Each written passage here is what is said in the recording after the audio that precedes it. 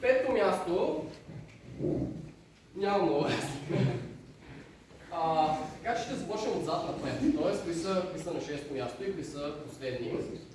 И разбира се, както на много голяма част от гейм жанрите, това сме ние. Вие сте последни. Имаме едно купче.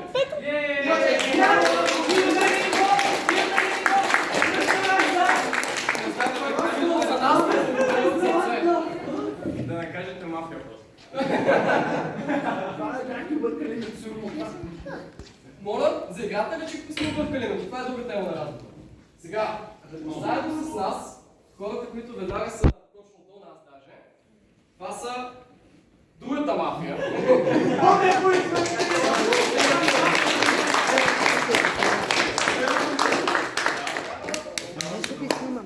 Легото е ваше, така че може Това е трофея, хора! Сега,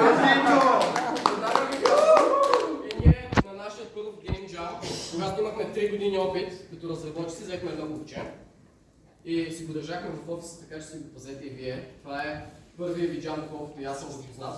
О, за сигурност. Щях да кажа, че от първото купче нагоре винаги се расте, обаче не мисля, че няма да дам на класно събрание човек. Последния път имам Сега 3 купчета, така че... Четвъртото място, което имаме с общо 4 вота, е естеството на индивида. И на всички ще ми спусна купчета, с което много се извинява.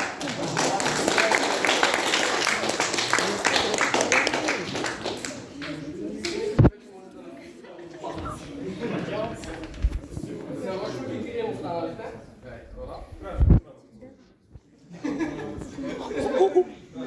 Айде да не стреляте, хора. Сега, нещо, което ще направим, е, че първо ще обявим третото място и след това ще кажем кой е победител. В случая, третото място, които може само да им подадеш годите на Империя онлайн, които печелят различни годита от Империя онлайн и от BG, които са част от лекторите, които бяха при нас. Това са Get to know Панагюрище.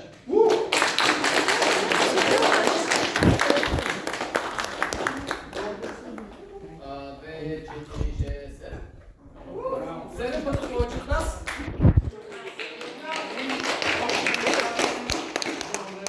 На Макс, на Боби. Аз се върпиш, защото това е никнейма за хората, които се чуят също, ама И на Алекс, които малко или много без тях може би нямаше да стигнат. Да, още веднъж благодарим. удоволствие.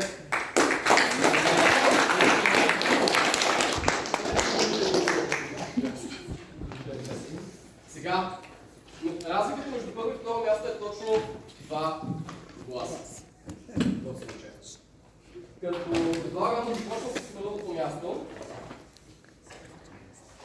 което е Outfox, Outlaw, Outlast.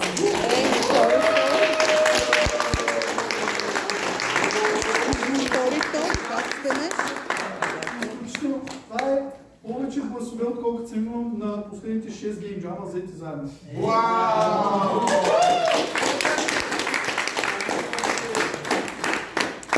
Това са от Империя, от Белоберие, Мъч! Тевете Мъч. Браво!